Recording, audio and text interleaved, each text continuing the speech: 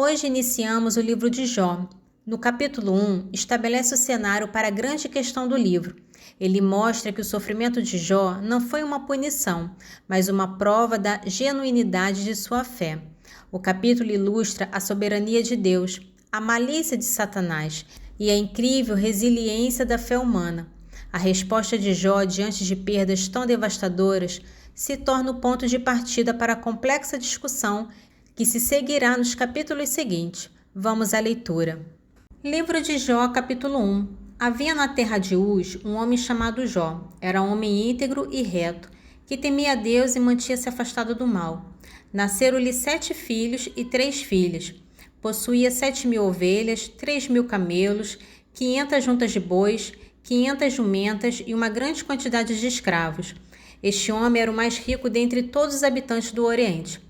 Seus filhos tinham o costume de ir à casa um dos outros, alternadamente, para se banquetearem e convidavam suas 3 irmãs para comer e beber com eles.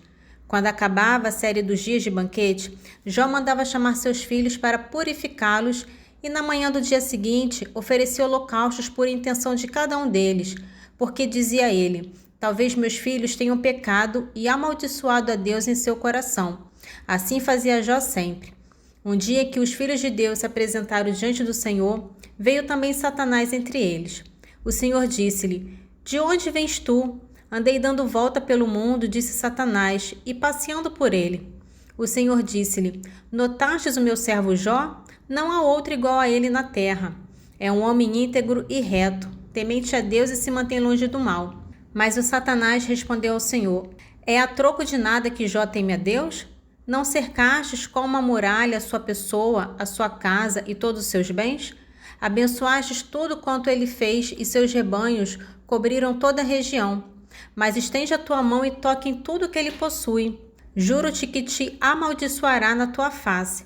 Pois bem, respondeu o Senhor, tudo que ele possui está em teu poder, mas não estendas a tua mão contra a sua pessoa. E o Satanás saiu da presença do Senhor. Ora, um dia que os filhos e filhas de Jó estavam à mesa e bebiam vinho em casa do irmão mais velho, o mensageiro veio dizer a Jó: os bois lavravam e as jumentas pastavam perto deles. De repente apareceram os sabeus e roubaram tudo, passando a fio de espada seus escravos. Só eu escapei para trazer-lhe a notícia. Estando ele ainda a falar, veio outro e disse: o fogo de Deus caiu do céu, queimou, consumiu as ovelhas e também os escravos. Só eu escapei para trazer-te a notícia. Ainda este falava, e eis que chegou outro e disse: os caldeus, divididos em 3 bandos, lançaram-se sobre os camelos e os levaram embora, depois de passar a fio de espada os escravos. Só eu escapei para trazer-te a notícia. Ainda este estava falando, e eis que entrou outro e disse: teus filhos e filhas estavam comendo e bebendo vinho na casa do irmão mais velho, quando um furacão se levantou de repente no deserto. Abalou os 4 cantos da casa e esta desabou sobre os jovens. Morreram todos. Só eu escapei para trazer-te a notícia. Jó então se levantou, rasgou seu manto e rapou a cabeça. Depois, caindo prostrado por terra, disse: nu saí do ventre de minha mãe, nu voltarei. O Senhor deu, o Senhor tirou. Bendito seja o nome do Senhor. Em tudo isso, Jó não cometeu pecado algum, nem proferiu contra Deus blasfêmia alguma. Em resumo, o capítulo 2 de Jó traz as provações intensificadas e de fé inabalável. Satanás ataca o corpo de Jó e a sua esposa o tenta desistir de sua integridade. Mas Jó resiste, reafirmando sua crença na soberania de Deus. A chegada de seus amigos prepara o terreno para a parte central do livro, mas seu silêncio inicial é o último e comovente testemunho de sua dor. Jó capítulo 2. Ora, um dia em que os filhos de Deus se apresentaram diante do Senhor, Satanás apareceu também no meio deles na presença do Senhor. O Senhor disse-lhe: de onde vens tu? Andei dando volta pelo mundo, respondeu Satanás, e passeando por ele. O Senhor disse-lhe: notastes o meu servo Jó? Não há ninguém igual a ele na terra. É um homem íntegro e reto, temente a Deus e se mantém longe do mal. Ele persevera sempre em sua integridade e foi em vão que me incitastes a perdê-lo. Pele por pele, respondeu Satanás. O homem dá tudo o que possui para salvar a própria vida, mas estende a tua mão e toca-lhe nos ossos e na carne. Juro que te renegará em tua face. O Senhor disse a Satanás: Pois bem, ele está em teu poder. Poupa-lhe apenas a vida. O Satanás retirou-se da presença do Senhor e feriu Jó com uma úlcera maligna, desde a planta dos pés até o alto da cabeça. E Jó pegou um caco de telha para se coçar e assentou-se sobre um monte de cinzas. Sua mulher disse-lhe: Persistes ainda em tua integridade? Amaldiçoa a Deus e morre. Falas, respondeu-lhe ele, como uma insensata. Se aceitamos de Deus a felicidade, não deveríamos também aceitar a infelicidade? Em tudo isso, Jó não pecou por palavras. 3 amigos de Jó, Elifaz de Temã, Baldade de Suás e Sofar de Naamate, souberam de todo o mal que lhe tinha sucedido. Vieram cada um de sua terra e combinaram ir juntos exprimir sua simpatia e suas consolações. Quando o avistaram de longe, não o reconheceram. Puseram-se então a chorar, rasgaram suas vestes e lançaram para o céu poeira que recaía sobre suas cabeças. Ficaram sentados no chão ao lado dele durante 7 dias e 7 noites, sem que nenhum lhe dirigisse uma palavra. Tão grande era a dor em que o vinham mergulhado.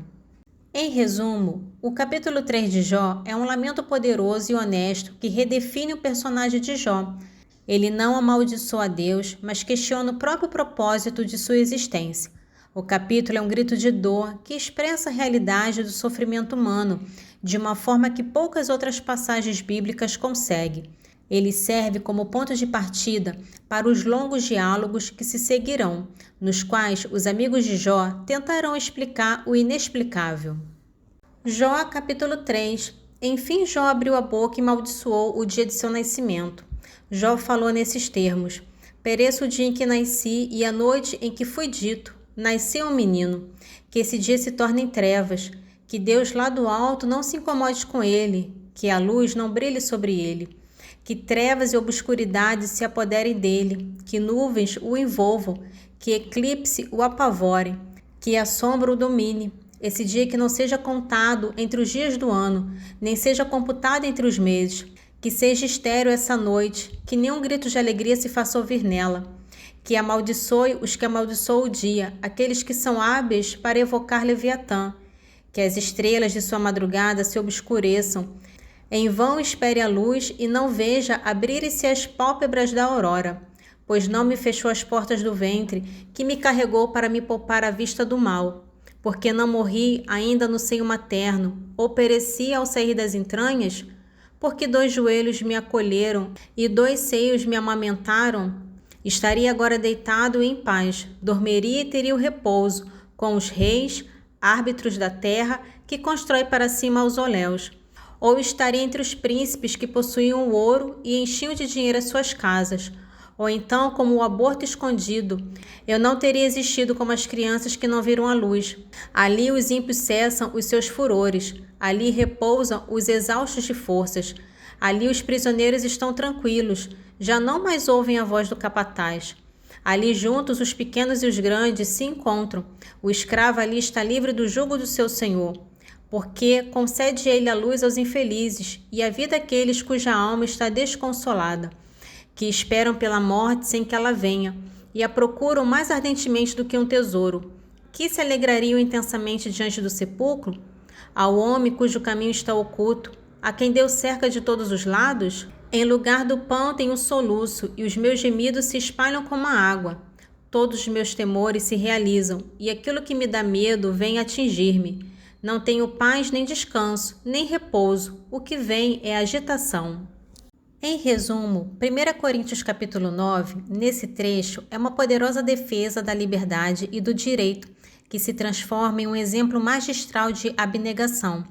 Paulo prova que ele e os demais apóstolos tinham o direito de ser sustentados pela igreja, mas ele escolhe não usar esse direito. Sua motivação não é a busca por reconhecimento, mas o desejo de remover qualquer obstáculo à pregação do Evangelho.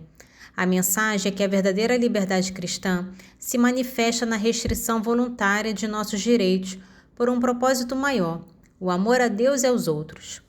1 Coríntios capítulo 9, dos versículos 1 ao 18. Não sou eu livre? Não sou apóstolo? Não vi Jesus nosso Senhor? Não sois vós minha obra no Senhor? Se para outros não sou apóstolo, ao menos para vós o sou, porque vós sois no Senhor o selo do meu apostolado. Esta é a minha defesa contra os que me denigrem. Não temos nós, porventura, o direito de comer e beber? Acaso não temos nós direito de deixar que nos acompanhe uma mulher irmã, a exemplo dos outros apóstolos e dos irmãos do Senhor e de Cefas? Ou só eu e Barnabé não temos direito de deixar o trabalho? Quem jamais vai à guerra à sua custa? Quem planta uma vinha e não come do seu fruto? Quem apacenta o rebanho não se alimenta do leite do rebanho? Trata-se acaso de simples norma entre os homens, ou a lei não diz também o mesmo? Na lei de Moisés está escrito: não atarás a boca ao boi que debulha. Acaso Deus tem dó dos bois? Não é na realidade em atenção a nós que ele diz isso?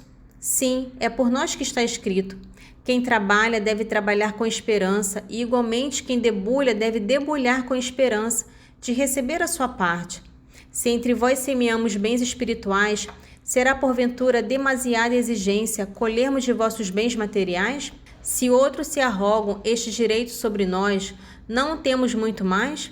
Entretanto, não temos feito uso desse direito. Sofremos tudo para não pôr obstáculo algum ao Evangelho de Cristo. Não sabeis que os ministros do culto vivem do culto e que os que servem ao altar participam do altar? Assim também ordenou o Senhor que os que anunciam o Evangelho vivam do Evangelho. Mas não tenho usado de nenhum desses direitos e nem escrevo isto para reclamá-los. Preferiria morrer mas ninguém me tirará esse título de glória. Anunciar o Evangelho não é glória para mim, é uma obrigação que se me impõe. Ai de mim se eu não anunciar o Evangelho. Se o fizesse de minha iniciativa, mereceria recompensa. Se o faço independentemente de minha vontade, é uma missão que me foi imposta. Então, em que consiste a minha recompensa? Em que, na pregação do Evangelho, o anuncio gratuitamente, sem usar do direito que esta pregação me confere. Em resumo, o trecho do Salmo de hoje é um retrato poderoso da dor humana e da luta da fé em meio ao desespero. É um testemunho de que é possível e válido expressar a Deus o sentimento de abandono e a falta de esperança. Embora a passagem não ofereça uma reviravolta feliz, ela nos lembra que Deus pode e deve ser o destino de nossas mais profundas e dolorosas lamentações. Salmo 87, dos versículos 14 ao 19. Eu, porém, Senhor, vos rogo, desde a aurora a vós se eleva a minha prece. Por que, Senhor, repelis a minha alma? Por que me ocultais a vossa face? Sou miserável e desde jovem agonizo. O peso de vossos castigos me abateu. Sobre mim tombaram vossas iras, vossos temores me aniquilaram. Circundo-me como vagas que se renovam sempre, e todas juntas me assaltam. Afastaste de mim amigo e companheiro, só as trevas me fazem companhia. Em resumo, esse trecho de Eclesiástico capítulo 5 é um manual prático para o uso da língua. Ele ensina que a sinceridade do coração deve se manifestar na coerência das palavras e que a prudência é um sinal de sabedoria. O autor adverte que a fofoca, a mentira e a hipocrisia na fala são atitudes que levam à ruína. O caminho da sabedoria é o de ser uma pessoa de integridade, cujas palavras são confiáveis, prudentes e usadas para edificar, não para destruir. Eclesiástico capítulo 5, dos versículos 10 ao 18. Não te inquietes à procura de riquezas injustas, de nada te servirão no dia do castigo e da escuridão. Não joelhes a todos os ventos, não andes por qualquer caminho, pois é assim que se revela o pecador de linguagem dúbia. Firma-te no caminho do Senhor, na sinceridade de teus sentimentos e teus conhecimentos. Nunca te afastes de uma linguagem pacífica e equitativa. Escuta com doçura o que te dizem, a fim de compreenderes. Darás então uma resposta sábia e apropriada. Se tiveres inteligência, responde a ontem. Se não, põe a mão sobre a tua boca, para que não seja surpreendido a dizer uma palavra indiscreta, e venhas a te envergonhar dela. A honra e a consideração acompanham a linguagem do sábio, mas a língua do imprudente é a sua própria ruína. Não passes por delator, não caias com embaraço nas armadilhas de tua língua, pois ao ladrão estão reservados a confusão e o arrependimento. À língua dúbia, uma censura severa, ao delator, ódio, inimizade e infâmia. Faze justiça tanto para o pequeno como para o grande. Glória ao Pai, ao Filho e ao Espírito Santo, assim como era no princípio, agora e sempre. Amém. Divino Espírito Santo, iluminai-nos, guiai-nos, dai-nos sabedoria e discernimento. Amém.